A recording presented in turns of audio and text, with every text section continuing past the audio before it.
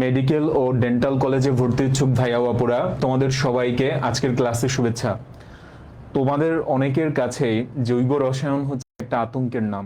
তো আজকের ভিডিওতে আমি তোমাদেরকে দেখাবো যে আমরা কিছু ট্রিকি অ্যাপ্রোচের মাধ্যমে জৈব রসায়নের কঠিন কঠিন পড়াগুলাকে কিভাবে সহজে মনে রাখতে পারি। তো চলো আমরা শুরু করি। তো আমাদের এই ভিডিওতে তোমরা যারা যারা জয়েন হইছো, তোমরা একটু নিজেদের টাইম লাইনে ভিডিওটা শেয়ার করে দাও, আমিও একটু শেয়ার করে দিচ্ছি।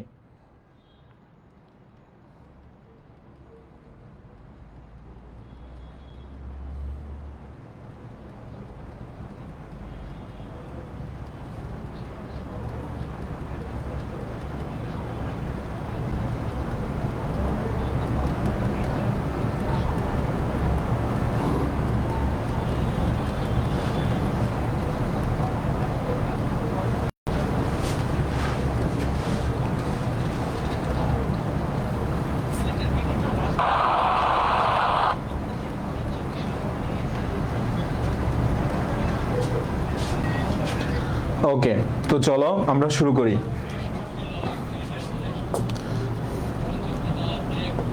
তো দেখো, ফার্স্টে আমরা একটা কোশ্চেন দেখতে পাচ্ছি। প্রশ্নটা হচ্ছে এক্স একটা যৌগ ওজনের সাথে বিক্রিয়া করলে একটা ওজোনাইড যৌগ তৈরি করে, এবং এই ওজোনাইডটাকে যদি আমরা আদ্র বিশ্লেষণ করি তাহলে হচ্ছে মিথানল এবং প্রোপানল পাওয়া যায়। তাহলে এক্ষেত্রে এক্স যৌগটা কি? তো তোমরা একটু অ্যান্সার দেওয়ার চেষ্টা করো, যারা লাইভে যুক্ত আছো তোমরা একটু অ্যান্সার দেওয়ার চেষ্টা করো। এই যে এখানে চারটা অপশন আছে, বিউটিন 1, বিউটিন 2, বিউটাইন 1 এবং বিউটাইন 2। এই চারটার মধ্যে কোনটা সঠিক উত্তর হবে?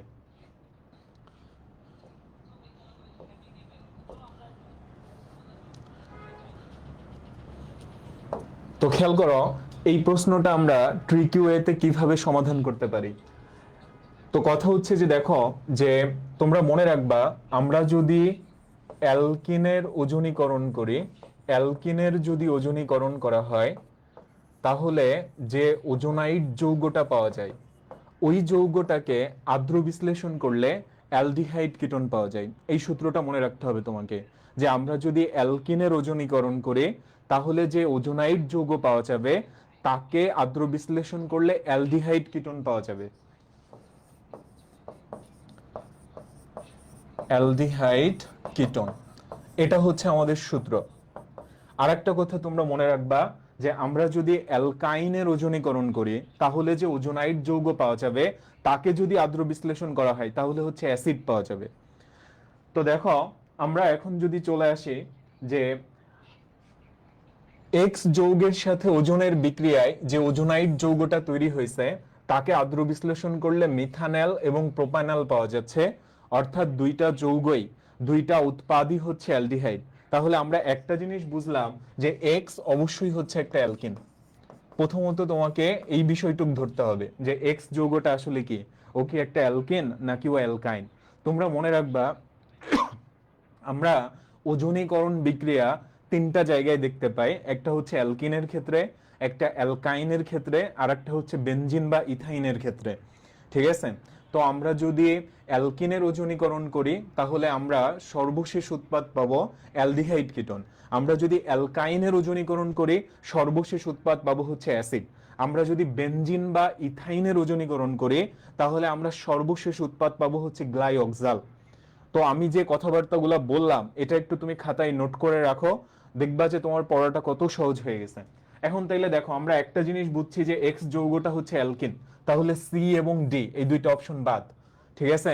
উত্তর হবে হয় অপশন এ, না হয় অপশন বি। কারণ সি এবং ডি তে দুইটা অ্যালকাইন দেওয়া আছে, আমাদের উত্তর হতে হবে যে কোনো একটা অ্যালকিন। এখন কোন অ্যালকিন অ্যান্সার হবে এটা দেখো আমরা কিভাবে বের করতে পারি। আমরা যদি বিউটিন একের গাঠনিক সংকেতটা লিখি,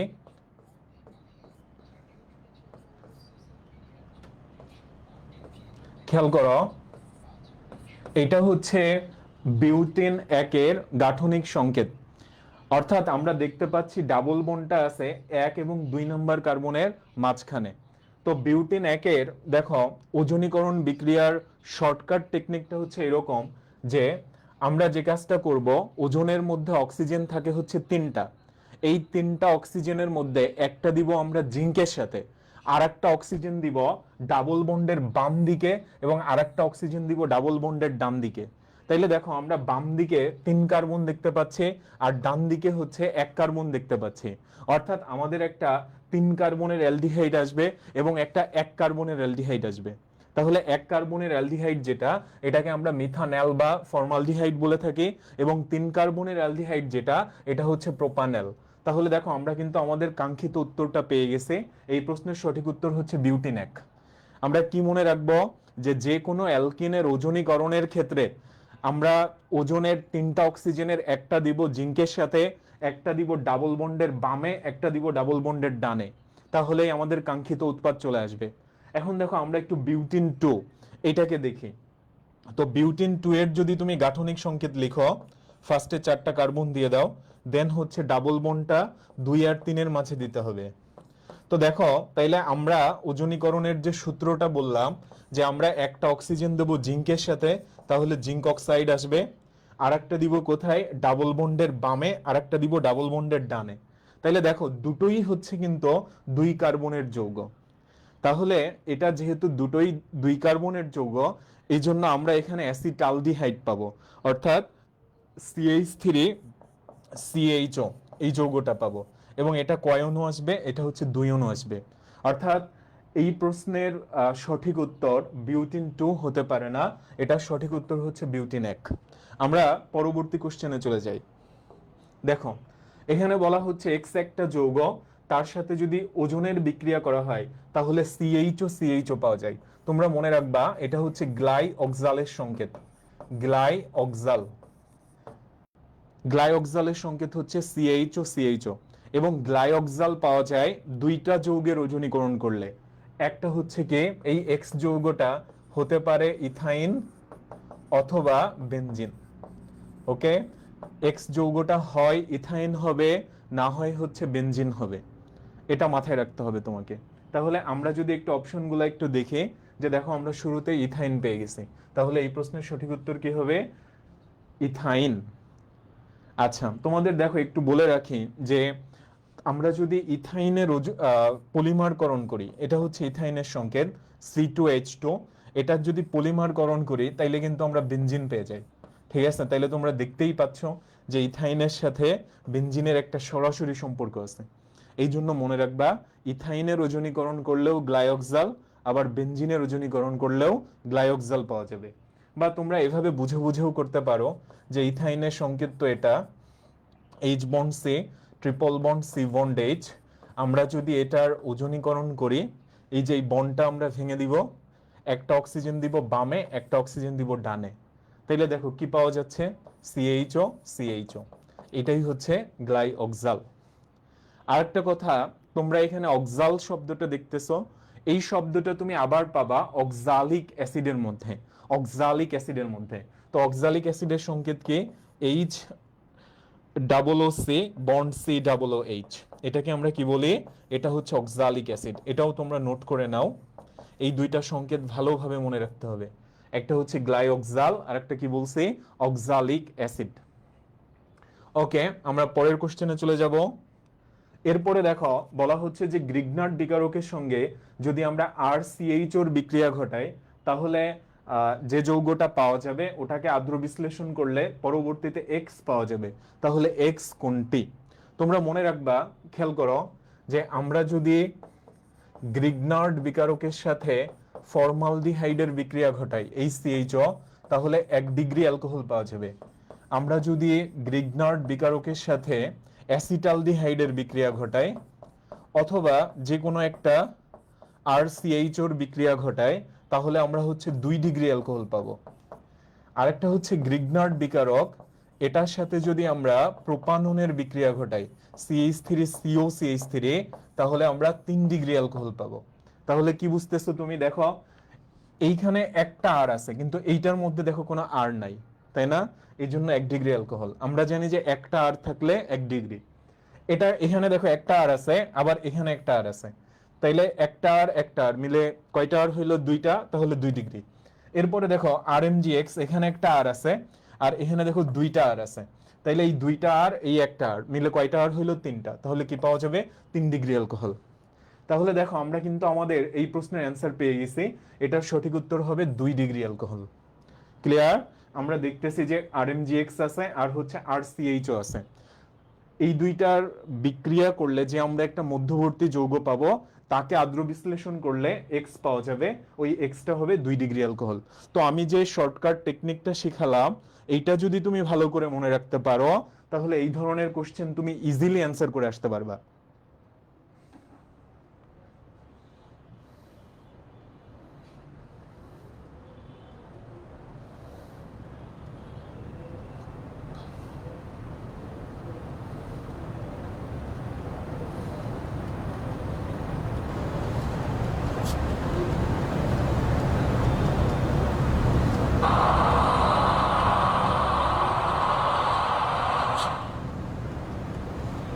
আচ্ছা, এরপরে দেখো আমরা পরবর্তী কোশ্চেনে চলে যাব।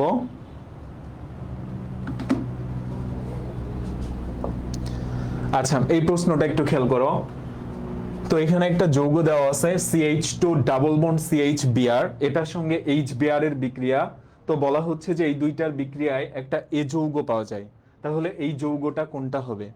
তো দেখো আমরা এই ধরনের প্রবলেম কিভাবে সলভ করব একটু ভালো করে খেয়াল করো।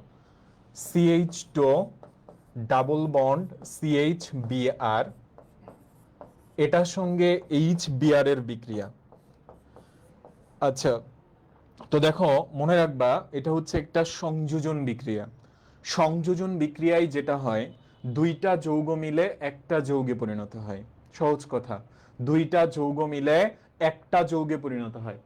অর্থাৎ আমাদের যে কাজটা করতে হবে, এই HBr কে এই যৌগের মধ্যে ঢুকাইতে হবে, এই অ্যালকিনের মধ্যে বা এই অ্যালকিনের জাতকের মধ্যে ঢুকাইতে হবে।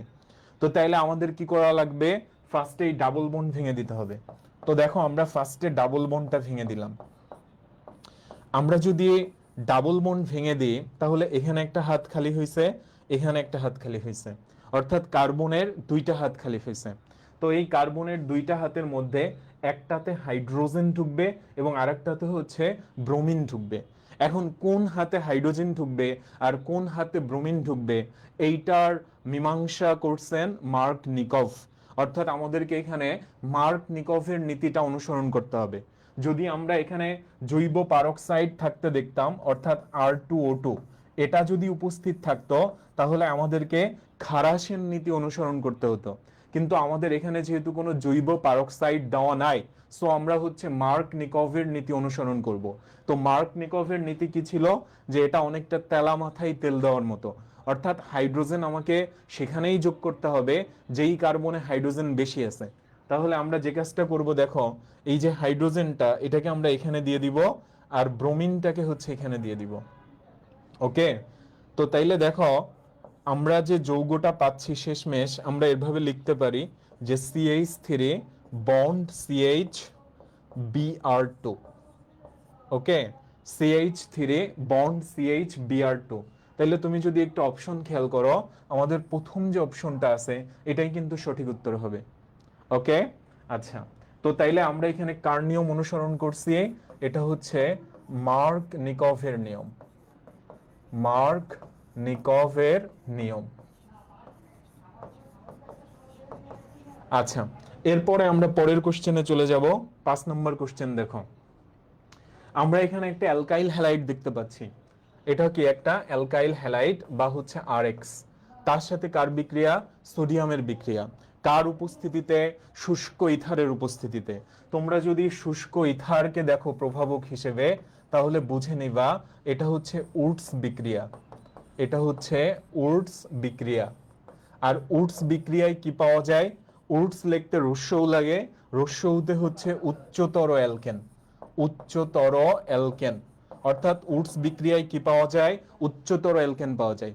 আমরা এখানে ঠিক যতগুলা কার্বন দেখব উডস বিক্রিয়ায়, তার দ্বিগুণ কার্বন বিশিষ্ট অ্যালকেন পাওয়া যাবে। তাহলে এখানে কার্বন আছে কয়টা? 3টা। তাইলে এর দ্বিগুণ করলে কত হয়? 6। তাইলে 6 কার্বনের অ্যালকেন কোনটা? হেক্সেন। অর্থাৎ এই প্রশ্নের সঠিক উত্তর হচ্ছে হেক্সেন। ওকে, তোমাদের এইভাবে মনে রাখতে হবে যে আমরা ফার্স্টে শুষ্ক ইথার আর অ্যালকাইল হ্যালাইড এটা দেখে বুঝছি যে এটা উডস বিক্রিয়া, আর উডস বিক্রিয়ায় উচ্চতর অ্যালকেন পাওয়া যাবে। অর্থাৎ যে কয় কার্বনের অ্যালকাইল হ্যালাইড থাকবে তার দ্বিগুণ কার্বন বিশিষ্ট অ্যালকেন আমরা কাঙ্ক্ষিত উৎপাদ হিসেবে পাবো। এই জন্য এই বিক্রিয়ার কাঙ্ক্ষিত উৎপাদ হচ্ছে হেক্সেন। আমরা পরের কোশ্চেনে চলে আসি। CH3CH double bond CH2 plus HBr, তো এই দুইটার বিক্রিয়ায় এ পাওয়া যাচ্ছে, তাহলে এ যৌগটির নাম কি হবে? তো দেখো এরকমই একটা প্রবলেম আমরা একটু আগে সলভ করে আসছি। তো তাইলে এই যে যৌগটা, এটাকে আমরা বলবো একটা অপ্রতিসম অ্যালকেন।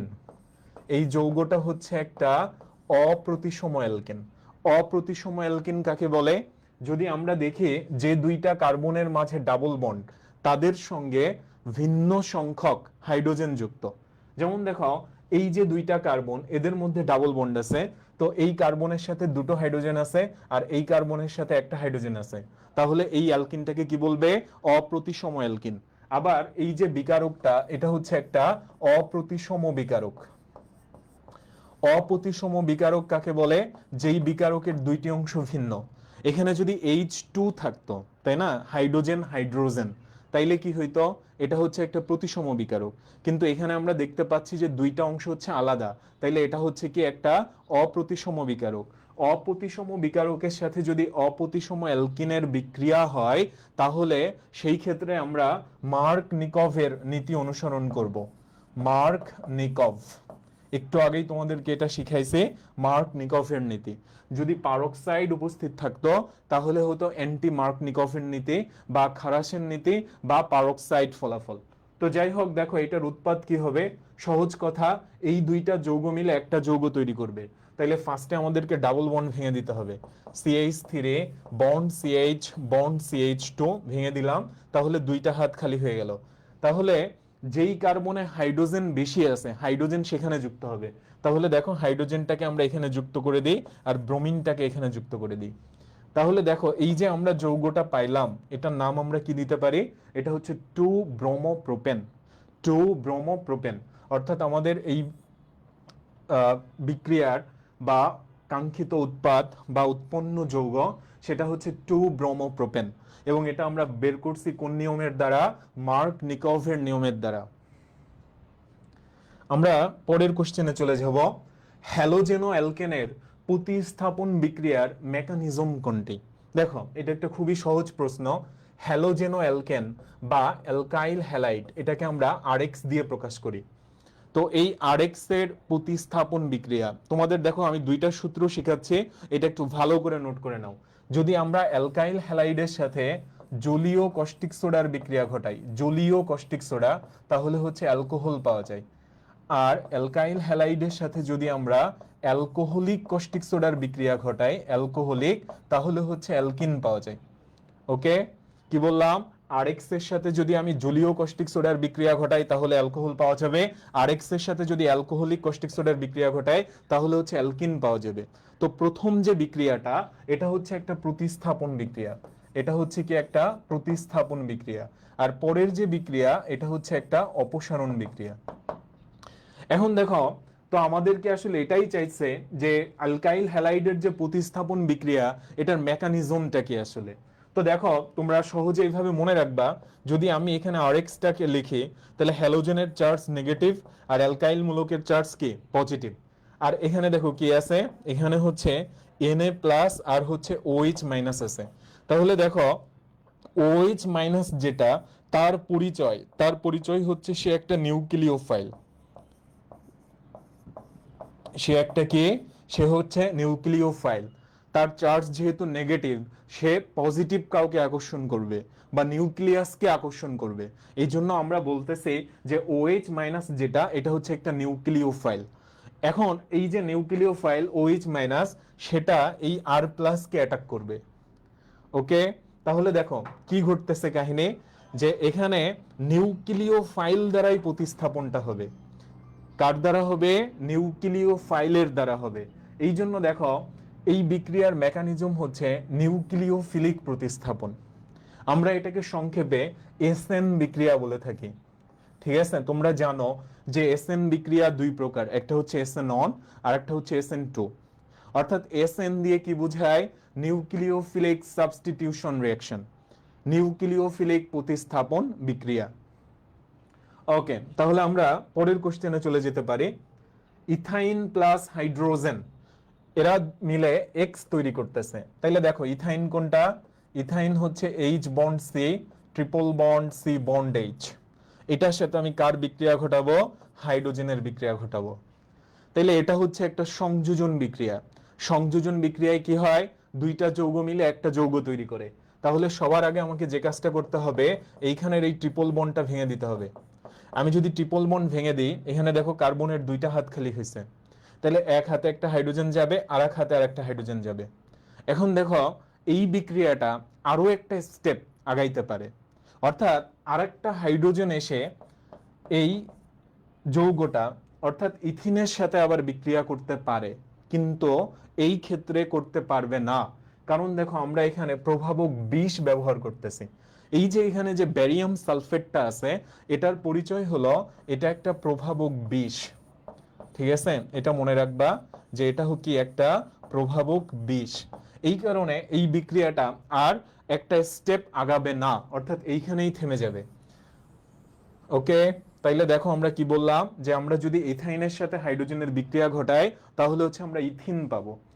এই প্রশ্নের সঠিক উত্তর হবে CH2 ডাবল বন্ড CH2। আমরা পরের কোশ্চেনে চলে যাব। অ্যাস্টারের অম্লীয় আদ্র বিশ্লেষণে কি উৎপন্ন হয়?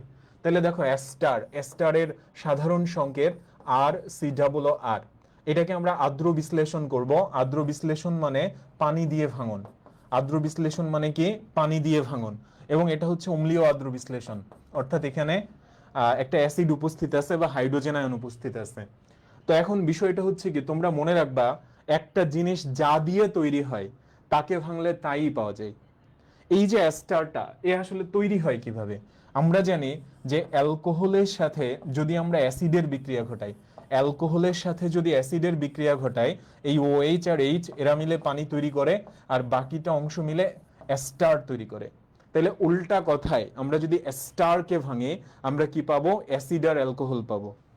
ওকে, অর্থাৎ অ্যাস্টারকে ভাঙলে একটা অ্যাসিড পাওয়া যাবে এবং একটা অ্যালকোহল পাওয়া যাবে। তাহলে দেখো এই প্রশ্নের সঠিক উত্তর হবে জৈব অ্যাসিড।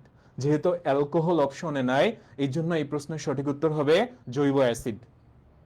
তবে আরেকটা কথা, এটা যদি ক্ষারীয় আদ্র বিশ্লেষণ হতো, ধরো অ্যাস্টারের সাথে পানির বিক্রিয়া এবং এখানে একটা ক্ষার উপস্থিত আছে, সেক্ষেত্রে কি হতো? এই যে অ্যাসিডটা মানে যে অ্যাসিডটা তৈরি হয় ওটা আবার ক্ষারের সাথে বিক্রিয়া করত, করে লবণ তৈরি করত। অর্থাৎ এই ক্ষেত্রে RCOONA এবং হচ্ছে অ্যালকোহল পাওয়া যেত। তোমরা যখন স্যাপোনিফিকেশন বিক্রিয়া পড়ছো বা সাবানায়ন বিক্রিয়া, সেক্ষেত্রে কিন্তু এটাই হয় যে আমরা যদি তৈল বা চর্বির ক্ষারীয় আদ্র বিশ্লেষণ করি, সেই ক্ষেত্রে আমরা সাবান পাই বা সোডিয়াম স্টিয়ারেট পাই, আর হচ্ছে কি বাই প্রোডাক্ট হিসেবে গ্লিসারল পাই, যেটা একটা অ্যালকোহল। বুঝা গেল? তাইলে আমাদেরকে এই সূত্রটা মাথায় রাখতে হবে যে আমরা যদি অ্যাস্টারের অম্লীয় আদ্র বিশ্লেষণ করি তাহলে অ্যাসিড আর অ্যালকোহল পাওয়া যাবে, আর অ্যাস্টারের যদি ক্ষারীয় আদ্র বিশ্লেষণ করি সেই ক্ষেত্রে একটা লবণ বা সাবান পাওয়া যাবে যদি সেটা তৈল বা চর্বি জাতীয় অ্যাস্টার হয়, আর হচ্ছে বাই প্রোডাক্ট হিসেবে গ্লিসারল পাওয়া যাবে। ঠিক আছে, তোমরা এটা মাথায় রাখবা। এরপরের কোশ্চেনে আমরা চলে যেতে পারি। এখানে আমরা একটা RX দেখতে পাচ্ছি, এটা একটা অ্যালকাইল হ্যালাইড, তার সাথে অ্যালকোহলিক কস্টিক পটাশের বিক্রিয়া। আমি একটু আগেই তোমাদেরকে এই সূত্রটা শিখাইছি যে এই ক্ষেত্রে অ্যালকিন পাওয়া যাবে। তাইলে এখানে কার্বন আছে কয়টা? এখানে কার্বন আছে 3টা। তাহলে 3 কার্বনের অ্যালকিন, তার নাম কি? তার নাম হচ্ছে প্রোপিন। অর্থাৎ এই প্রশ্নের সঠিক উত্তর হচ্ছে প্রোপিন। দেখো কত সহজে আমরা এই প্রশ্নের উত্তরটা ধরে ফেললাম। অর্থাৎ তুমি যদি মেডিকেল ভর্তি পরীক্ষায় ভালো করতে চাও, তোমাকে এরকম অসংখ্য টিপস অ্যান্ড ট্রিক্স জানতে হবে, তাহলে তোমার কাছে পড়াটা সহজ মনে হবে এবং তুমি পরীক্ষায় ভালো করতে পারবা। এর পরের কোশ্চেনে আমরা চলে আসি, নিচের কোন যৌগের কার্বন পরমাণুতে sp2 সংকরণ ঘটে? তাইলে দেখো আমরা যদি জৈব যৌগের সংকরণ বের করতে চাই, আমরা যদি জৈব যৌগের সংকরণ বের করতে চাই তাহলে সূত্র হচ্ছে x ইকুয়াল সিগমা বন্ধন সংখ্যা। x ইকুয়াল সিগমা বন্ধন সংখ্যা। অর্থাৎ তুমি যদি সিগমা বন্ধন সংখ্যা কাউন্ট করতে পারো তাহলেই তুমি সংকরণ বের করে ফেলতে পারবা। এখন দেখো আমাদের বলছে sp2 সংকরণ। তো দেখো আমরা যদি এই যৌগটার সংকরণ বের করি, CH2 ডাবল বন্ড CH2, এখানে একটা কার্বন দিলাম, ডাবল বন্ড দিলাম, আবার আর একটা কার্বন দিয়ে দুটো হাইড্রোজেন দিলাম। তো একটা কথা মনে রাখবা যে জৈব যৌগের ক্ষেত্রে প্রত্যেকটা কার্বনের সংকরণ তোমাকে আলাদাভাবে বের করতে হবে। তাহলে এই যে কার্বনটা, এই কার্বনে দেখো সিগমা আছে 3টা। আমরা জানি সমস্ত একক বন্ধন হচ্ছে সিগমা বন্ধন, এবং ডাবল বন্ড থাকলে একটা সিগমা একটা পাই। তাইলে এই কার্বনে টোটাল সিগমা আছে 3টা, অর্থাৎ এটা সংকরণ হবে sp2। আবার এই কার্বনেও যদি চলে যায়, এখানে টোটাল সিগমা আছে 3টা, তাহলে এটা সংকরণ হবে sp2। অর্থাৎ আমরা আমাদের কাঙ্ক্ষিত উত্তর পেয়ে গেছি, CH2 ডাবল বন্ড CH2। তাহলে আমরা কি বললাম, যে আমরা যদি জৈব যৌগের সংকরণ বের করতে চাই, আমাদেরকে প্রত্যেকটা কার্বনের সংকরণ আলাদাভাবে বের করতে হবে, অর্থাৎ এক্স এর ভ্যালু বের করতে হবে, এবং এটা বের করার সূত্র হচ্ছে কি এক্স ইকুয়াল টু সিগমা বন্ধন সংখ্যা।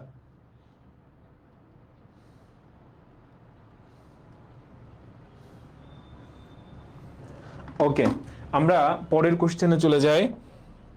দেখো, কার্বনিল মূলকে কার্বন পরমাণুতে কোন প্রকার হাইব্রিডাইজেশন ঘটে? তাইলে কার্বনিল মূলক কোনটা? এটা হচ্ছে কার্বনিল মূলক। কার্বনিল মূলকে দেখো একটাই কার্বন আছে, তাইলে সিগমা কয়টা আছে? সিগমা হচ্ছে এখানে 3টা। প্রত্যেকটা একক বন্ধন সিগমা বন্ধন, এবং ডাবল বন্ড থাকলে একটা সিগমা একটা পাই। তাইলে এই ক্ষেত্রে সিগমা আছে 3টা, অর্থাৎ sp2 সংকরণ। কার্বনিল মূলকে sp2 সংকরণ ঘটে। পরের কোশ্চেন, নিচের যৌগগুলাতে কার্বন কার্বন বন্ধন দৈর্ঘ্যের বৃদ্ধির ক্রম কোনটি সঠিক? প্রথমে যে যৌগটা আছে দেখো, এটা হচ্ছে ইথিন, C2H4। তো C2H4 এটার মধ্যে কি আছে? কার্বন কার্বন দ্বিবন্ধন আছে, কারণ এটা একটা অ্যালকেন, এটা হচ্ছে এক্স। এরপরে দেখো ওয়াইটা হচ্ছে কি C2H2, এটা হচ্ছে একটা অ্যালকাইন, অ্যালকাইনের মধ্যে কি থাকে? কার্বন কার্বন ত্রিবন্ধন থাকে, তাহলে এটা হচ্ছে ওয়াই। আর পরেরটা যেটা দেখো, এটা হচ্ছে ইথেন, C2H6, এটার মধ্যে কি আছে? কার্বন কার্বন একক বন্ধন আছে, এটা হচ্ছে জেড। তো তুমি মনে রাখবা যে দেখো বাস্তবের সাথেই মিলাও, বন্ধন যত বেশি দূরত্ব তত কম, বন্ধন যত বেশি দূরত্ব তত কম।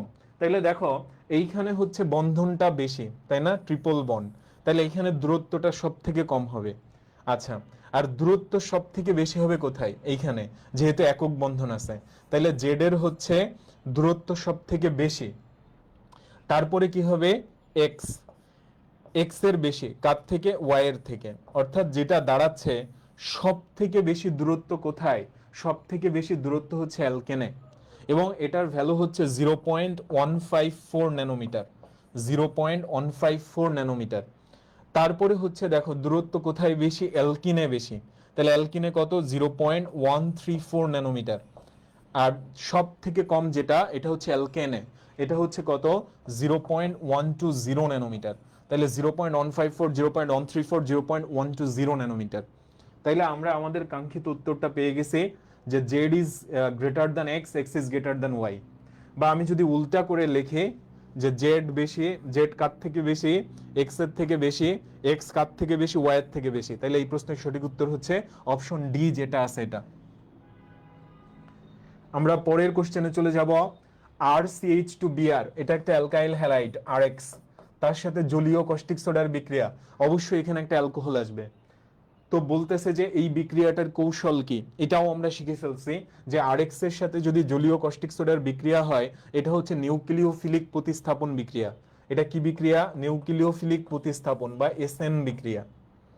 ঠিক আছে, কারণ এখানে প্রতিস্থাপনটা হবে কাকে দিয়ে? এই যে নিউক্লিওফাইলটা দিয়ে, OH মাইনাস দিয়ে। OH মাইনাস এটা হচ্ছে একটা নিউক্লিওফাইল, এই জন্য আমরা এই বিক্রিয়াটাকে বলতেছি নিউক্লিওফিলিক প্রতিস্থাপন, নিউক্লিওফিলিক প্রতিস্থাপন। এখন খেয়াল করো, নিউক্লিওফাইল যেটা, এটাকে বাংলায় বলে কেন্দ্রাকর্ষী। নিউক্লিয়াস হচ্ছে কেন্দ্র, ঠিক আছে, আর ফিল মানে আকর্ষণ করা, তাইলে কেন্দ্রাকর্ষী প্রতিস্থাপন বিক্রিয়া। পরের কোশ্চেনে চলে আসি। এখানে বেনজিনকে নাইট্রেশন করা হচ্ছে। বেনজিনকে যদি আমি নাইট্রেশন করি, তাহলে আমি নাইট্রোবেনজিন পাবো, নাইট্রোবেনজিন পাবো। বেনজিনের যদি নাইট্রেশন করা হয়, নাইট্রেশন মানে হচ্ছে বেনজিনের হাইড্রোজেনকে নাইট্রো গ্রুপ দ্বারা প্রতিস্থাপন। আর গাঢ় nitric acid plus sulphuric acid এটাকে নাইট্রেশন বিকারক বলা হয়। এবং এই যে তাইলে দেখো আমরা বেনজিনের যদি নাইট্রেশন করি আমরা কি পাবো, নাইট্রোবেনজিন পাবো। এবার এই নাইট্রোবেনজিনকে যদি বিজারণ ঘটানো হয়, বিজারণ মানে হচ্ছে হাইড্রোজেন সংযোজন অক্সিজেন অপসারণ। তাইলে এটার মধ্যে যদি হাইড্রোজেন ঢুকে আর অক্সিজেনটা যদি সরে যায় তাইলে দেখো আমরা অ্যানিলিন পাবো। ওকে, তাইলে বেনজিনের নাইট্রেশন করলে নাইট্রোবেনজিন, আর নাইট্রোবেনজিনের বিজারণ, বিজারণ মানে কি হাইড্রোজেন সংযোজন অক্সিজেন অপসারণ, তাহলে কি পাওয়া যাবে, অ্যানিলিন পাওয়া যাবে। এখন খেয়াল করো তো নাইট্রোবেনজিন যেটা সেখানে নাইট্রো গ্রুপ আছে, তো নাইট্রো গ্রুপ এটা হচ্ছে একটা মেটা নির্দেশক গ্রুপ। এটা কি, এটা হচ্ছে একটা মেটা নির্দেশক গ্রুপ, বা এটাকে আমরা বলে থাকি বেনজিন বলয়, বেনজিন বলয় নিষ্ক্রিয়কারী, বেনজিন বলয় নিষ্ক্রিয়কারী। ওকে, আর এই যে NH2 যে মূলকটা এটা হচ্ছে একটা অর্থোপেরা নির্দেশক এবং এটা হচ্ছে বেনজিন বলয় সক্রিয়কারী। তাইলে দেখো সক্রিয়তা সব থেকে বেশি হবে Y এর, তারপরে হচ্ছে বেনজিনের, সব থেকে বেশি কার, Y এর, তারপরে কার, তারপর হচ্ছে বেনজিনের, আর সব থেকে কম কার, সব থেকে কম হচ্ছে নাইট্রোবেনজিনের অর্থাৎ X এর। তাইলে দেখো আমরা আমাদের কাঙ্ক্ষিত যে সক্রিয়তার ক্রম এটা পেয়ে গেছি, যে Y greater than C6H6, C6H6 greater than X, অর্থাৎ এই প্রশ্নের সঠিক উত্তর হচ্ছে অপশন সি। আমরা পরের কোশ্চেনে চলে আসি, কোন অ্যালকোহলটি নিরুদিত হয়ে অ্যালকিন গঠন করতে পারে না। দেখো এটা খুবই একটা মজার প্রশ্ন, যে আমরা যদি অ্যালকোহল থেকে পানি সরাই নিই তাইলে আমরা অ্যালকিন পাবো। যেমন ধরো এখানে একটা অ্যালকোহল আছে CH3 CH2OH, এটা একটা অ্যালকোহল। তো দেখো আমরা সাধারণত যে কাজটা করি, যে কার্বনের সাথে মূলকটা যুক্ত থাকে ওটাকে আলফা কার্বন বলি, আর যে আলফা কার্বনের সাথে যে কার্বনটা যুক্ত থাকে তাকে বেটা কার্বন বলি। তো আমরা আলফা কার্বন থেকে OH সরাই আর বেটা কার্বন থেকে হচ্ছে হাইড্রোজেন সরাই। তাইলে দেখো এখানে কি পাওয়া যাবে, পাওয়া যাবে CH2 ডাবল বন্ড CH2। ওকে, অর্থাৎ এই অ্যালকোহলের নিরুদন বিক্রিয়ায় ইথিন পাওয়া যাবে।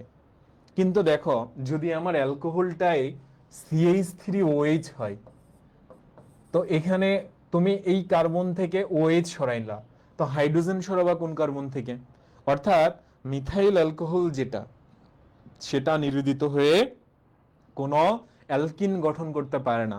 বা অন্যভাবে বলা যায় যে এক কার্বনের তো কোনো অ্যালকিন নাই, অ্যালকিন হচ্ছে কি কমপক্ষে 2 কার্বনের। এই কারণে CH3OH যেটা এটা অ্যালকিন গঠন করতে পারবে না। আমরা পরের কোশ্চেনে চলে আসি, SN1 বিক্রিয়া কয়টি ধাপে সম্পন্ন হয়। তুমি দেখো মনে রাখবা SN1 এটা হচ্ছে 1 2 3। 1 মানে কি, 1 মানে হচ্ছে SN1, 2 মানে কি 2 ধাপে ঘটে, 2 ধাপে ঘটে, 3 মানে কি 3 ডিগ্রি RX এ সবচেয়ে বেশি সক্রিয়তা দেখায়। SN1 বিক্রিয়ায় সবচেয়ে বেশি সক্রিয়তা দেখায় কে, 3 ডিগ্রি অ্যালকাইল হ্যালাইড। তাহলে দেখো আমরা SN1 বিক্রিয়া সংক্ষেপে এভাবে মনে রাখবো 1 2 3। 1 মানে SN1, 2 মানে 2 ধাপে ঘটবে, আর 3 মানে 3 ডিগ্রি RX সবচেয়ে বেশি সক্রিয়তা দেখাবে। তো তাইলে দেখো এই প্রশ্নের উত্তর কি, এই প্রশ্নের উত্তর হচ্ছে 2। আমরা পরের কোশ্চেনে চলে আসি, নিচের কোন মূলকটি বেনজিন বলয়ে অর্থোপেরা নির্দেশক। দেখো অর্থোপেরা নির্দেশক চেনার অনেকগুলা ওয়ে আছে, তার মধ্যে একটা সহজ ওয়ে হচ্ছে কি carbon oxygen nitrogen sulphur. Carbon oxygen nitrogen sulphur এই চারটার মধ্যে যে কোনো দুটো যদি একসাথে থাকে, এই চারটার মধ্যে যে কোনো দুটো যদি একসাথে থাকে তাহলে সেটা মেটা নির্দেশক, আর যদি সেটা না থাকে তাহলে সেটা অর্থোপেরা নির্দেশক। ঠিক আছে, ম্যাক্সিমাম ক্ষেত্রেই এই নিয়মটা যদি তুমি মনে রাখতে পারো তুমি অ্যান্সার পেয়ে যাবা। তাইলে দেখো CHO এখানে কার্বন আছে অক্সিজেন আছে, তাইলে এটা মেটা নির্দেশক। CN এখানে কার্বন আছে নাইট্রোজেন আছে, এটা মেটা নির্দেশক। NO2 নাইট্রোজেন আছে অক্সিজেন আছে, মেটা নির্দেশক, তাইলে অ্যান্সার এটা BR। ঠিক আছে, তাহলে আমরা কি বললাম, কার্বন অক্সিজেন নাইট্রোজেন সালফার এই চারটার মধ্যে যদি যে কোনো দুইটা একসাথে থাকে তাহলে সেটা মেটা নির্দেশক, না হলে অর্থোপেরা নির্দেশক। আবার দেখো আমরা এভাবেও মনে রাখি যে যদি পাই বন্ধন উপস্থিত থাকে বা ডাবল বন্ড বা ট্রিপল বন্ড উপস্থিত থাকে কোনো মূলকের মধ্যে, তাহলে সেটা মেটা নির্দেশক। আর যদি না থাকে তাহলে সেটা অর্থপেরা নির্দেশক। এরপরে আমরা চলে আসব নিচের কোন মূলকটি বেনজিন বলয়ে মেটা নির্দেশক। তাহলে দেখো আমরা ইজিলি এটা ধরতে পারবো। এই যে এখানে খেয়াল করে দেখো যে এখানে সালফার আছে, অক্সিজেন আছে, একসাথে আছে। আমরা বলছি কি যে কার্বন, অক্সিজেন, নাইট্রোজেন, সালফার এই চারটার যে কোনো দুটো একসাথে থাকতে হবে, ঠিক আছে? তাহলে সেটা কি হবে? তাহলে সেটা মেটা নির্দেশক হবে।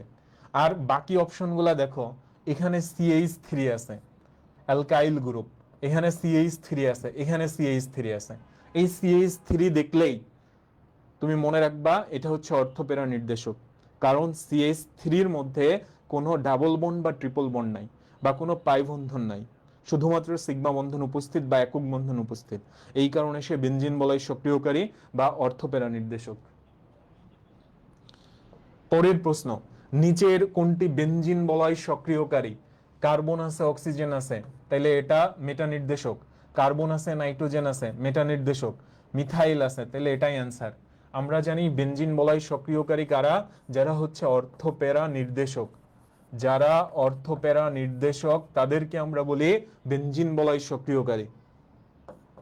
তাইলে দেখো, তুমি যদি এই সমস্ত টিপস এন্ড ট্রিক্স গুলা জানো, তুমি কিন্তু অনেক কিছুই ইজিলি অ্যান্সার করে আসতে পারবা পরীক্ষার হলে, তোমার কাছে কঠিন মনে হবে না।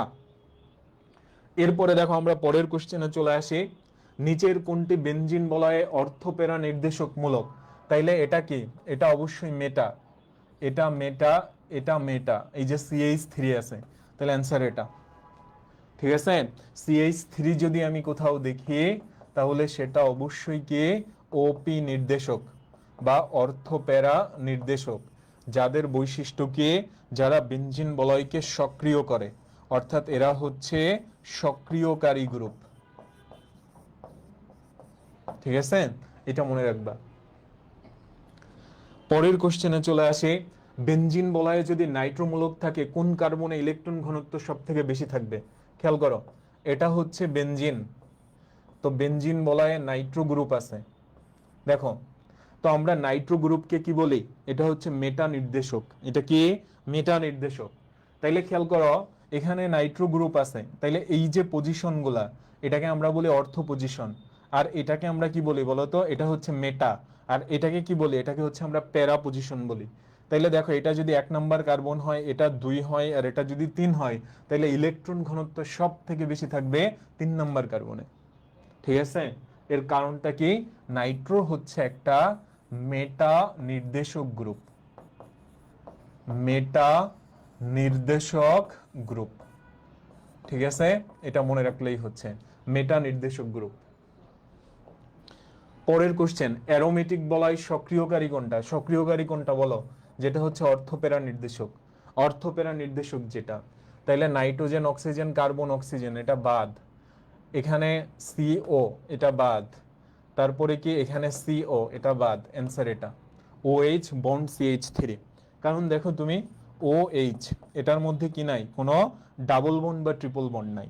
আবার বন্ড CH3 এটার মধ্যেও কি নাই? কোনো ডাবল বন্ড বা ট্রিপল বন্ড নাই। তাইলে ওরা মেটা নির্দেশক হওয়ার প্রশ্নই আসে না, ওরা হচ্ছে অর্থপেরা নির্দেশক।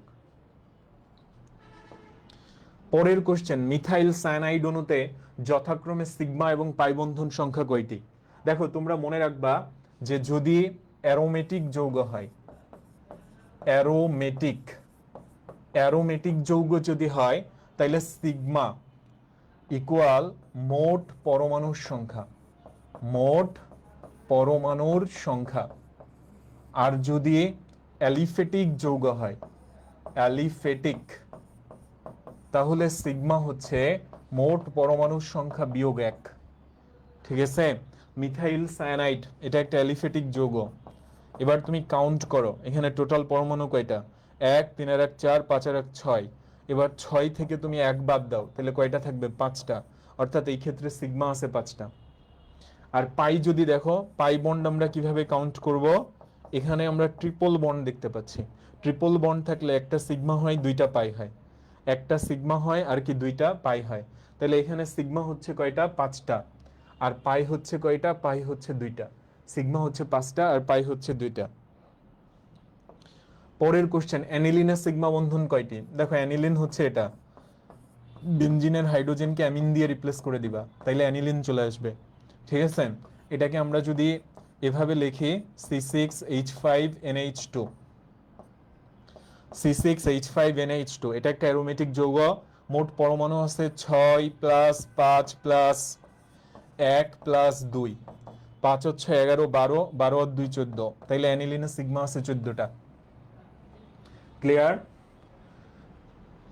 তো ভাইয়া ও আপুরা, তোমরা দেখলা যে আমরা খুব চমৎকারভাবে 25টা জৈব রসায়নের খুবই গুরুত্বপূর্ণ প্রশ্ন এবং কমন উপযোগী প্রশ্ন পরীক্ষায় আসার মতো এটা আমরা ট্রিকে অ্যাপ্রোচের মাধ্যমে সলভ করে ফেললাম। তো তোমরা যদি এই টিপস অ্যান্ড ট্রিক্সগুলা মাথার মধ্যে রাখতে পারো, আশা রাখা যায় যে তোমরা পরীক্ষায় সরাসরি এগুলা আসুক বা এগুলা না আসুক, ইনডিরেক্টলি আসুক, তো তুমি সেগুলা অ্যান্সার করতে পারবা। তো আমি তোমাদেরকে ঘোষণা দিয়েছিলাম যে আজকে লাইভ ক্লাসে আমরা জৈব রসায়নের 25টা প্রশ্ন ট্রিকে অ্যাপ্রোচের মাধ্যমে সলভ করব। তো আমরা সেটা করলাম। এখন তোমাদের জন্য দেখো বোনাস হিসেবে আমি আরো কিছু পড়িয়ে দিচ্ছি। সেটা হচ্ছে, এখন দেখো আমরা বোটানি থেকে কিছু টিপস এন্ড ট্রিক্স এগুলা নিয়ে আলোচনা করব। এটা হচ্ছে একরকম মানে বোনাস বলতে পারো, ঠিক আছে, আজকের ক্লাসের বোনাস। তাহলে এখন আমরা কি শিখব? এখন আমরা শিখব হচ্ছে ট্রিকি বোটানি, অর্থাৎ বোটানির কিছু টিপস এন্ড ট্রিক্স। এটা আমরা খুব দ্রুত সময়ের মধ্যে পড়ে ফেলবো। ওকে, তো তোমরা একটু খেয়াল করো। তো ফার্স্টে আসো, দেখো যে আমরা আমাদের বইতে দেখবা যে বোটানি বইতে যে বিভিন্ন উদ্ভিদ এবং প্রাণীর ক্রোমোজোম সংখ্যা দেওয়া আছে, এবং এই ক্রোমোজোম সংখ্যা এবং ওই উদ্ভিদ ও প্রাণীর বৈজ্ঞানিক নামগুলা এটা মনে রাখতে আমরা অনেকেই হিমশিম খেয়ে যাই, বা পরীক্ষায় আসলে কোনটা সঠিক উত্তর সেটা আমরা দাগায় আসতে পারি না। তো দেখো এটা কি চমৎকারভাবে মনে রাখা যায়, তোমরা যদি আমার ভিডিওটা খেয়াল করো তাহলে বুঝতে পারবা। তো ফার্স্টে আসো, দেখো এখানে ধানের ক্রোমোজোম সংখ্যা আছে 24। তো তুমি এইভাবে মনে রাখবা 24 ঘন্টা ভাত খাই। কি বলছে? 24 ঘন্টা ভাত খাই। তো 24 ঘন্টাই ভাত খাই না আমরা, 24 ঘন্টার মধ্যে 2-3 বার খাই, এই আর কি। ওকে, তাহলে 24 ঘন্টা ভাত খাই গেল। তো ভাত তো ধান থেকেই আসবে। এবার আসো, তুমি হয় ভাত খাবা না হয় রুটি খাবা। তাহলে ধানের বিপরীত যেটা, এটা হচ্ছে গম। ওকে, তাহলে ধান যদি 24 হয় তাহলে গম কত হবে? গম হবে হচ্ছে 42। গম হবে কত? 42। দেখো সেটাই আছে। এরপরে আসো ভুট্টা। ভুট্টা লিখতে ভ লাগে আর 20 লিখতে ব লাগে, তাইলে ব ভ এইভাবে মনে রাখবা, ব ভ। বতে 20, বতে 20 আর ভতে কি বলো? ভতে হচ্ছে ভুট্টা। ঠিক আছে, এরপরে খেয়াল করো, আমরা যদি পেঁয়াজের মধ্যে চলে আসি, পেঁয়াজ হচ্ছে 16। এটা এভাবে মনে রাখতে হয়, ষোড়শী প্রিয়া। ষোড়শী মানে হচ্ছে 16 বছর। ঠিক আছে, ষোড়শী প্রিয়া, তাহলে পেঁয়াজ হচ্ছে কত? 16। এরপর আসো, দেখো শশা। শশার ক্রোমোজোম সংখ্যা হচ্ছে 14। তো ক্রোমোজোম সংখ্যা 14, এটা শুধু শশারই না। ঠিক আছে, তো তোমরা এভাবে মনে রাখবা, 14 পেলে, 14 পেলে জবে পাস। ঠিক আছে, মানে ধরো কোনো একটা চাকরির পরীক্ষা যেখানে মার্কস হচ্ছে 20, তো 20-এর মধ্যে যদি তুমি 14 পাও তাহলে তুমি ওই পরীক্ষায় পাস করবা, এরকম বিষয়টা। তাহলে 14 পেলে জবে পাস, তাহলে 14।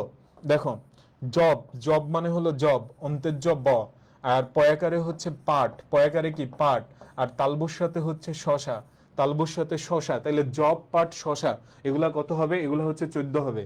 ঠিক আছে, তুমি পরের স্লাইড গুলাতে এটা দেখতে পাবা যে পার্ট, দেখো পার্ট কত আছে? পার্ট হচ্ছে 14। তারপরে জব কত আছে? জব হচ্ছে 14। আর ওখানে কি ছিল? ওখানে হচ্ছে দেখো যে শশা যেটা, এটা হচ্ছে 14। তাহলে 14 পেলে জবে পাস গেল এটা। এরপরে চলে আসো হচ্ছে গোল আলু। গোল আলু, দেখো গোল আলু হচ্ছে 48। তো মনে রাখবা, গতে গরিলা, গতে গরিলা, গতে গোল আলু। ঠিক আছে, দুইটারই ক্রোমোজোম সংখ্যা হচ্ছে 48। আমরা এভাবে মনে রাখতে পারি, মানুষের ক্রোমোজোম সংখ্যা হচ্ছে প্রত্যেকটা কোষের, প্রত্যেকটা ডিপ্লয়েড কোষের ক্রোমোজোম সংখ্যা 46, আর গরিলার হচ্ছে তার থেকে বেশি, মানে 2 বেশি, 48। বা গরিলা দেখতে আমাদের চেয়েও একটু আকারে বড়, তো তুমি এইভাবে মনে রাখতে পারো যে গরিলা 48, তেমনি ভাবে কি গোলালু যেটা সেটাও 48, গতে গরিলা গতে গোলালু, গেল এটা।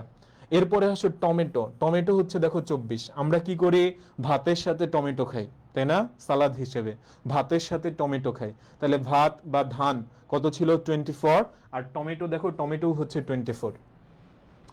আচ্ছা, তামাক। তো তামাক হচ্ছে একটা মাদক বা নেশা সৃষ্টিকারী বস্তু।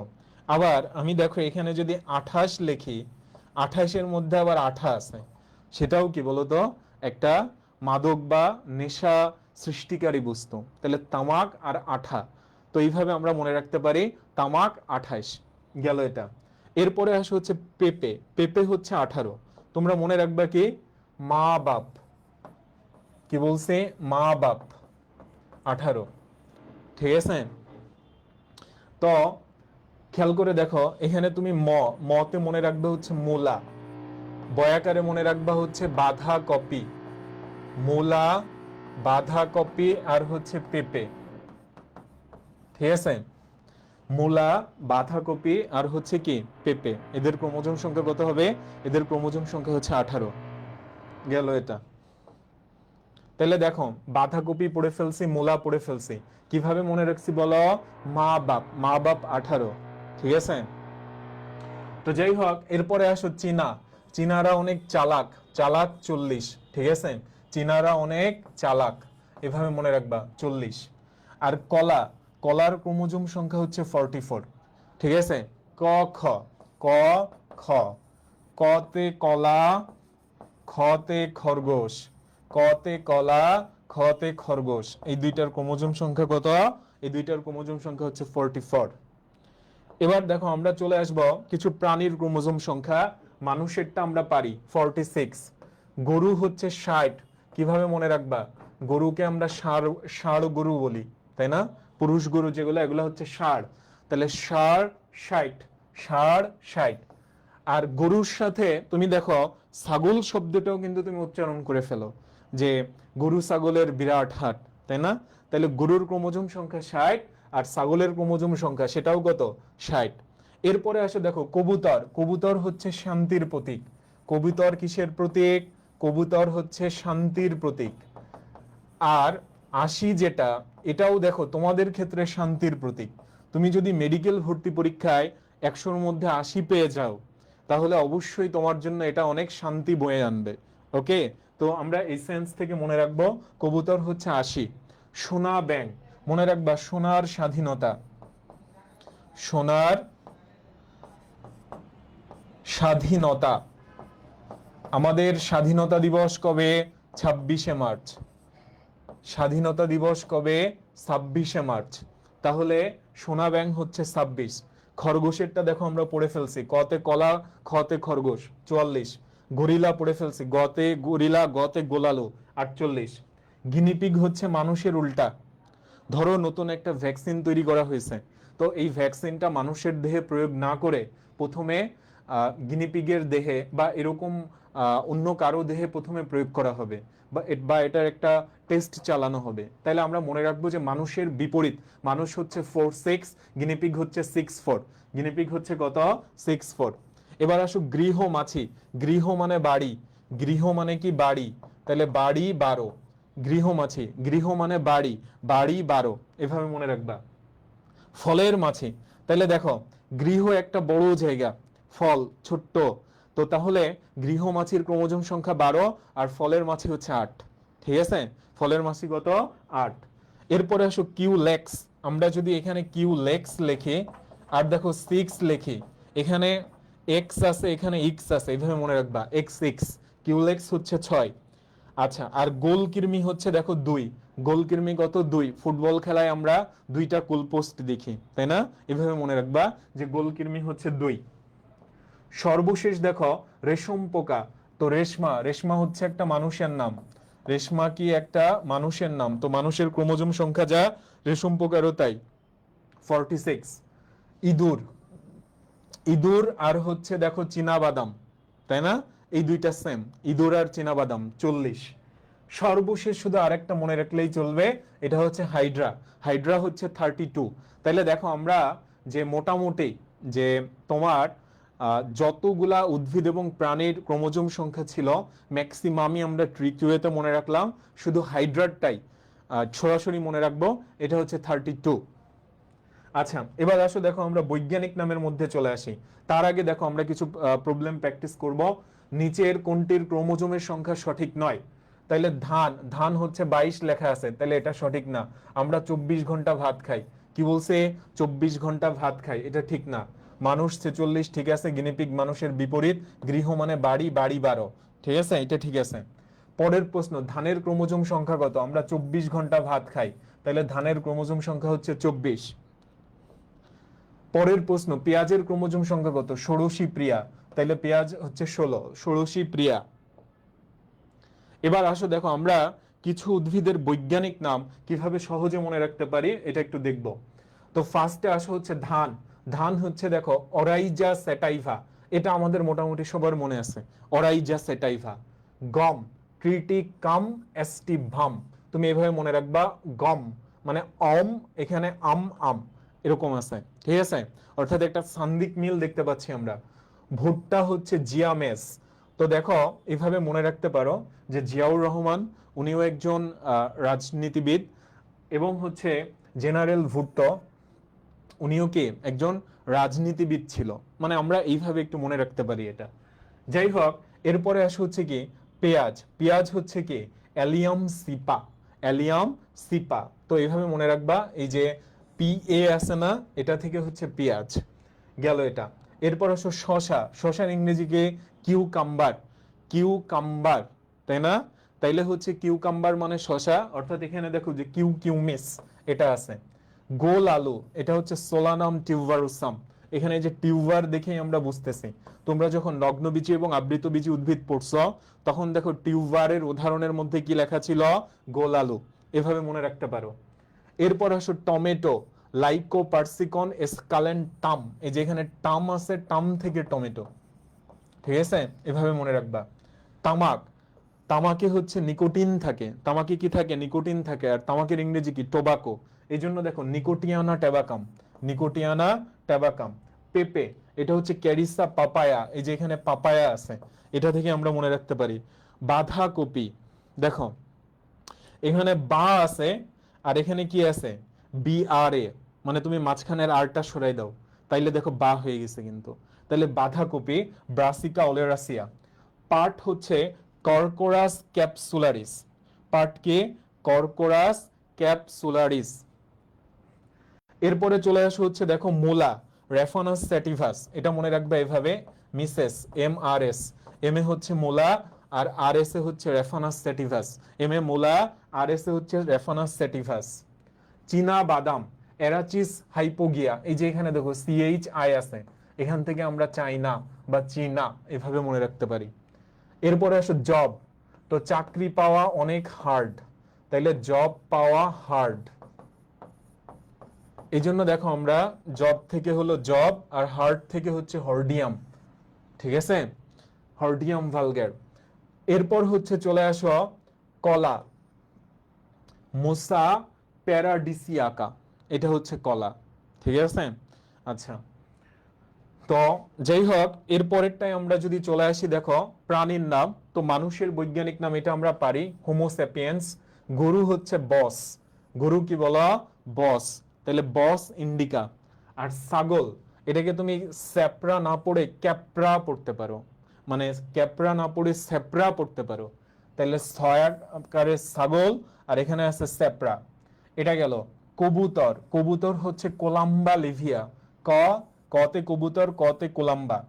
সোনা রানা, এভাবে মনে রাখলা, সোনা রানা গেল। খরগোশ, তাহলে খড়, দেখো খড়, খড় লিখতে অর লাগে, তাহলে এখানে আমরা মনে রাখবো অরিক্টোল্যাগাস কিউনিকুলাস, অরিক্টোল্যাগাস কিউনিকুলাস। দেখো আমরা আশাবাদী থাকতেই পারি যে আমাদের যদি কোনো প্রাণীর বা উদ্ভিদের বৈজ্ঞানিক নাম আসে তাহলে 4টা অপশনই ডিফারেন্ট হবে। অর্থাৎ তুমি যদি যে কোনো একটা ক্লু দিয়ে তুমি মনে রাখতে পারো, তুমি সহজেই এটা অপশন টেস্ট করে আসতে পারবা। তোমাকে এখানে কেউ লিখতে দিবে না, মেডিকেল ভর্তি পরীক্ষা এটা বলবে না যে খরগোশের বৈজ্ঞানিক নামটা লিখো। যদি এরকম হইতো তাহলে প্রশ্নটা কঠিন হয়ে যেত, কিন্তু আমাদের হাতে যেহেতু 4টা অপশন থাকবে, আমরা এরকম এই ক্লু দিয়ে, ছোট্ট ছোট্ট ক্লু দিয়ে আমরা কি অপশন টেস্ট করে ধরে ফেলতে পারবো যে কোনটা হচ্ছে সঠিক উত্তর। এরপরে চলে আসো, দেখো গরিলা। গরিলা হচ্ছে গরিলা গরিলা, এটাকে আমরা টটোনিম বলে থাকি, যে জেনাস এবং স্পেসিস যদি সেম হয়ে যায়। তারপর আসো হচ্ছে গিনিপিগ। গিনিপিগ হচ্ছে ক্যাভিয়া পোর্সেলাস। তুমি এভাবে মনে রাখতে পারো যে গিনিপিগ লিখতে গ লাগে, গতে হচ্ছে গুহা, তো গুহার ইংরেজি কি? কেভ, তাহলে কেভিয়া পোর্সেলাস, কেভিয়া পোর্সেলাস। এরপর আসো গৃহ মাছি। গৃহ তো ডোমেস্টিক। ডোমেস্টিক মানে কি? যে গৃহস্থালী বা গৃহ, এটাকে ইন্ডিকেট করে। তাহলে গৃহ মাছি, দেখো মাস্কা ডোমেস্টিকা, এই যে ডোমেস্টিক আছে আর এই যে মাস্কা থেকে হলো মাছি। ফলের মাছি ড্রসোফিলা, দেখো এখানে ফিলা আছে, ফিলা আর ফল, ঠিক আছে, ফিলা এবং ফল, তুমি এইভাবে মনে রাখবা। এরপর আসো কিউলেক্স। তো কিউলেক্স, কিউলেক্স আর গোলকৃমি অ্যাসক্যারিস মেগালো, তাই না? এই যে মেগালো, দেখো এই শব্দটারই যদি একটু সাজায় লেখো মানে গোল হয়ে গেছে। জিএএলও, এটাকে যদি আমি একটু সাজায় লিখি গোল হয়ে গেছে, তাহলে এটা হচ্ছে গোলকৃমির বৈজ্ঞানিক নাম। রেশম পোকা, তো রেশমা, রেশমার ক্রোমোজোম সংখ্যা 46 এবং সে বোম্বে থাকে। রেশমা কোথায় থাকে? বোম্বে থাকে, তাহলে হচ্ছে বোম্বিক্স মরি গেল এটা। ইঁদুর, মাউস, মাউস মানে কি? ইঁদুর, তাহলে মাসমাসকুলাস। আর হাইড্রা তো হাইড্রা ভালগারিস। এরপরে দেখো আমরা চলে আসব গমের বৈজ্ঞানিক নাম কি? তো আমি তোমাদেরকে বলছিলাম যে গম, অম, ট্রাইটিকাম এস্টিভাম। তো দেখো অরাইজা স্যাটাইভা, এটা ধান, তাহলে অ্যান্সার হচ্ছে এটা। ব্যাম্বুসা হলো বাঁশ, ব্যাম্বুসা কি বলো? বাঁশ। আর জিয়ামেস, এটা কি? এটা হচ্ছে ভুট্টা, ঠিক আছে। আচ্ছা, এরপরে আমরা যদি চলে আসি, দেখো পরের যে টপিকটা, একটা আদর্শ উদ্ভিদ কোষের গঠনে আমরা আসলে কি কি দেখতে পাই। মনে রাখবা, একটা আদর্শ উদ্ভিদ কোষের গঠনে আমরা প্রধানত দুইটা জিনিস দেখতে পাই, একটা হচ্ছে জড় বস্তু এবং হচ্ছে সজীব বস্তু। তো জড় বস্তু যেগুলা, এগুলার মধ্যে আবার দুইটা অংশ, একটাকে আমরা বলবো কোষ প্রাচীর এবং আরেকটা হচ্ছে নির্জীব বস্তু। নির্জীব বস্তু আবার 3 প্রকার, ঠিক আছে। তো এগুলা কি কি দেখো, নির্জীব বস্তু হচ্ছে, আমরা মনে রাখবো এভাবে, বোসন, বোসন, বতে হলো বর্জ্য পদার্থ, দন্তের সাথে হলো সঞ্চিত পদার্থ, আর দন্তের নতে হচ্ছে নিঃসৃত পদার্থ। বর্জ্য পদার্থ, সঞ্চিত পদার্থ, নিঃসৃত পদার্থ।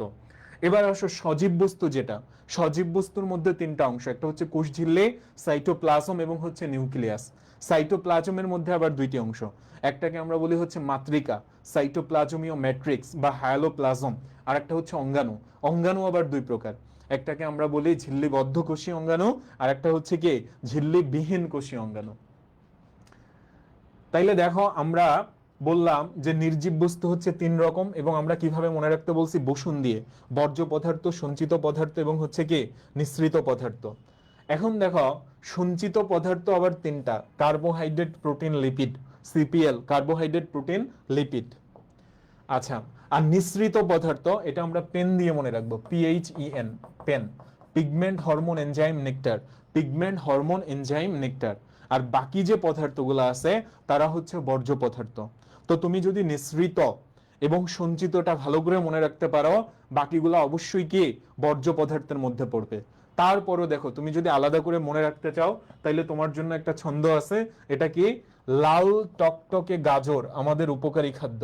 লাল টকটকে গাজর আমাদের উপকারী খাদ্য। লাল থেকে কি হবে? ল্যাটেক্স, টকটকে থেকে হচ্ছে ট্যানিন, আর গা থেকে হচ্ছে গাম, গাম মানে হচ্ছে আঠা।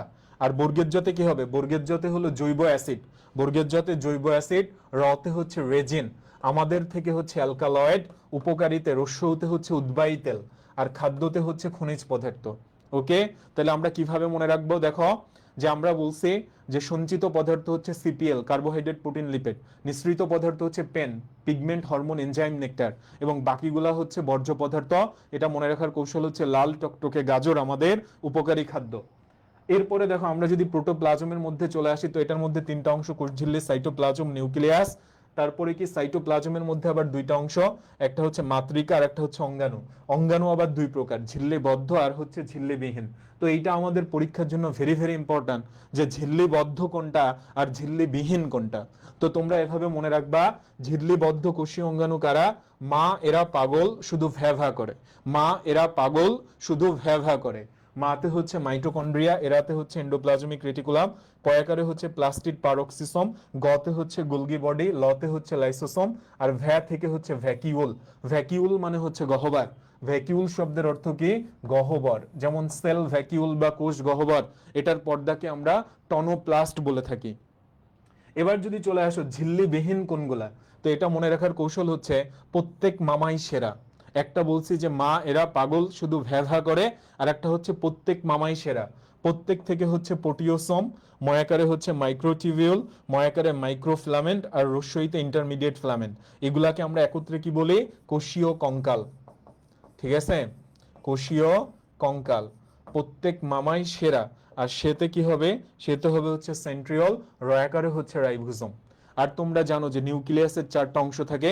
একটাকে আমরা বলি নিউক্লিয়ার মেমব্রেন বা আবরণী বা নিউক্লিয়ার এনভেলপ, তারপর হচ্ছে নিউক্লিয় প্লাজম, এরপর নিউক্লিওলাস, এবং হচ্ছে নিউক্লিয়ার রেটিকুলাম বা ক্রোমাটিন জালিকা। তাইলে দেখো আমরা এখন একটু প্র্যাকটিস করব কোনটি সাইটোপ্লাজমীয় নির্জীব বস্তু। আচ্ছা, তো নির্জীব বস্তুর মধ্যে তো তিনটা পড়ে, তাই না? একটা হচ্ছে বর্জ্য পদার্থ, একটা সঞ্চিত পদার্থ, আর একটা হচ্ছে নিঃসৃত পদার্থ। তো তাইলে দেখো রাইবোজোম এটা ঝিল্লিবদ্ধ অঙ্গাণু, লাইসোসোম এটাও অঙ্গাণু, আবার প্লাস্টিড যেটা এটাও অঙ্গাণু। তাহলে এনজাইম হবে, কারণ এনজাইমটা কিসের মধ্যে পড়ে? এনজাইমটা নিঃসৃতর মধ্যে পড়ে, যে আমরা বলি যে pen, pigment hormone enzyme nectar. ঠিক আছে, গেল এটা। আচ্ছা, তারপরে দেখো আমরা এখন চলে আসব পরের যে টপিকটা আছে, কোষ প্রাচীরের রাসায়নিক গঠন। তো এইটা থেকে আমাদের মেডিকেল ভর্তি পরীক্ষা বলো, বোর্ড পরীক্ষা বলো, এখানে আমরা প্রচুর কোশ্চেন আসতে দেখি। তো এখন আসো আমরা খুব দ্রুত এটা রিভিশন দিয়ে ফেলি। তো কোষ প্রাচীরের রাসায়নিক গঠন মনে রাখবা যে কোষ প্রাচীরের প্রধান উপাদান হচ্ছে সেলুলোজ, এবং এটা থাকে 40%। আর হেমিসেলুলোজ, যেটা হেমি মানে অর্ধেক, তাহলে 40-র অর্ধেক কত? 20। হেমিসেলুলোজ থাকবে হচ্ছে কত? 20%। আর 30% থাকবে হচ্ছে পেকটিন, পেকটিন থাকবে 30%। তাহলে আর বাকি যে 10% এটা হচ্ছে জিপি বা হচ্ছে গ্লাইকোপ্রোটিন। 10% কি? এটা হচ্ছে গ্লাইকোপ্রোটিন। তো দেখো এটা আমরা এইভাবে মনে রাখবো, পাগলের মতো হেসোনা। ঠিক আছে, পাগলের মতো হেসোনা। পতে হচ্ছে পেকটিন, গলতে হচ্ছে গ্লাইকোপ্রোটিন, হতে হেমিসেলুলোজ, আর দন্তের সাথে হচ্ছে সেলুলোজ। আচ্ছা, এবার আসো দেখো আমরা জানি যে আমাদের কোষ প্রাচীরের প্রধানত তিনটি অংশ থাকে। একটাকে আমরা বলি মধ্যপর্দা, মধ্যপর্দার উপরে থাকে প্রাইমারি প্রাচীর, এবং প্রাইমারি প্রাচীরের উপরে থাকে হচ্ছে সেকেন্ডারি প্রাচীর। প্রাইমারি প্রাচীরটা এক স্তর বিশিষ্ট, আর সেকেন্ডারি প্রাচীর যেটা এটা হচ্ছে 3 স্তর বিশিষ্ট। তো এখন কথা হচ্ছে দেখো আমাদের যে মধ্যপর্দা, এটার প্রধান উপাদান হচ্ছে পেকটিক অ্যাসিড, এমপি। মধ্যপর্দা পেকটিক অ্যাসিড, অর্থাৎ পেকটিক অ্যাসিডটাই অধিক পরিমাণে থাকবে। এছাড়া পেকটিন থাকে, আর অল্প পরিমাণে প্রোটোপেকটিন থাকে। তাহলে পেকটিক অ্যাসিড, পেকটিন, আর কি বলছি? প্রোটোপেকটিন। প্রাথমিক প্রাচীরের উপাদান কোনগুলা?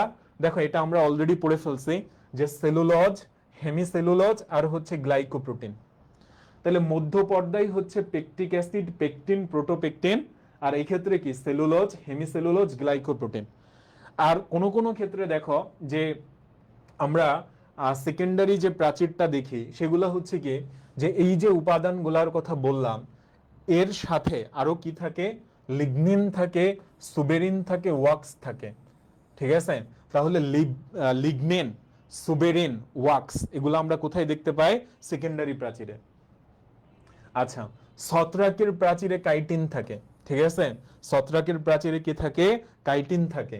ব্যাকটেরিয়ার প্রাচীর, এটাতে থাকে লিপিড প্রোটিন পলিমার। ব্যাকটেরিয়ার প্রাচীরে কি থাকে? Lipid protein polymer. আর ছত্রাকের প্রাচীরে কি থাকে? কাইটিন থাকে। শৈবালের কোষ প্রাচীর, দেখো শৈবালের কোষ প্রাচীরে থাকে গ্লাইকোপ্রোটিন এবং পলিস্যাকারাইড, অর্থাৎ কার্বোহাইড্রেট আর প্রোটিন। পলিস্যাকারাইড এক ধরনের কার্বোহাইড্রেট, আর গ্লাইকোপ্রোটিন এক ধরনের প্রোটিন, তাই না? যৌগিক প্রোটিন। গেল এটা।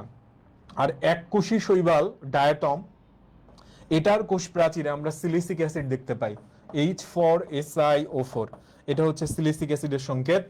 তো এটা আমরা কোথায় দেখতে পাই? এটা হচ্ছে ডায়াটমের কোষ প্রাচীরে। ডায়াটমের কোষ প্রাচীরে কোনটা থাকে? সিলিসিক অ্যাসিড থাকে। আর্কিয়া, আর্কিয়াদের কোষ প্রাচীরে কি থাকে? গ্লাইকোপ্রোটিন এবং পলিস্যাকারাইড। তাইলে দেখো আমরা শৈবাল এবং আর্কিয়া এই দুইটার প্রাচীরের মধ্যে আমরা একটা মিল খুঁজে পাচ্ছি। আর্কিয়া এবং হচ্ছে শৈবাল কি কি থাকবে? গ্লাইকোপ্রোটিন প্লাস হচ্ছে পলিস্যাকারাইড। ছত্রাকের কোষ প্রাচীরের উপাদান কোনটা? কাইটিন। নিচের কোনটি উদ্ভিদ কোষে অনুপস্থিত? কাইটিন, কারণ কাইটিন কই থাকে? কাইটিন হচ্ছে ছত্রাকে থাকে। কোষ প্রাচীর প্রধানত কোনটা দিয়ে গঠিত হয়? কোষ প্রাচীর প্রধানত সেলুলোজ দিয়ে, 40%। ম্যাক্রোফাইব্রিলে নিচের কত পার্সেন্ট হেমিসেলুলোজ থাকে? তো তোমরা এই কোশ্চেনটা দেখো, তোমরা একটু চেষ্টা করো যে এটার অ্যান্সার দিতে পারো কিনা। ম্যাক্রোফাইব্রিলে কত পার্সেন্ট হেমিসেলুলোজ থাকে? তো এটা হবে হচ্ছে 5 থেকে 15, ঠিক আছে? এটা মনে রাখবা, 5 থেকে 15। নিচের কোনটা মধ্য পর্দার রাসায়নিক উপাদান? আমরা একটু আগেই বলছি যে এমপি, মধ্য পর্দা, মিডল ল্যামেলা, এটা কি হবে? পেকটিক অ্যাসিড বা হচ্ছে পেকটিন, ঠিক আছে? এটা মনে রাখতে হবে, এমপি। মধ্য পর্দায় অধিক কোনটি থাকে? পেকটিক অ্যাসিড থাকে। পেকটিক অ্যাসিড হচ্ছে অধিক পরিমাণে থাকে মধ্য পর্দায়। কোনটি প্রাইমারি কোষ প্রাচীরে পাওয়া যায়? আচ্ছা, তাইলে আমরা প্রাইমারি কোষ প্রাচীরে কোনটা পাবো? সেলুলোজ। কারণ এই যে পেকটিন যেটা, এটা কোথায় পাওয়া যাবে? এটা পাওয়া যাবে মধ্য পর্দায়। কাইটিন পাওয়া যাবে কোথায়? ছত্রাকে। আর লিগনিন পাওয়া যাবে কোথায়? এটা হলো সেকেন্ডারি প্রাচীরে। তো দেখো, তুমি যদি একটু ট্রিকি ওয়েতে পড়তে পারো, তোমার জন্য এগুলা কিন্তু অনেক কঠিন কিছু না পরীক্ষায় ভালো করা। তো ভাইয়া ও আপুরা, আমরা আজকের ক্লাসটা এখানেই শেষ করতেছি। তো তোমাদের সবার জন্য অনেক শুভকামনা রইল এবং তোমাদের সামনে খুব শীঘ্রই দ্বিতীয় ক্লাস নিয়ে হাজির হব।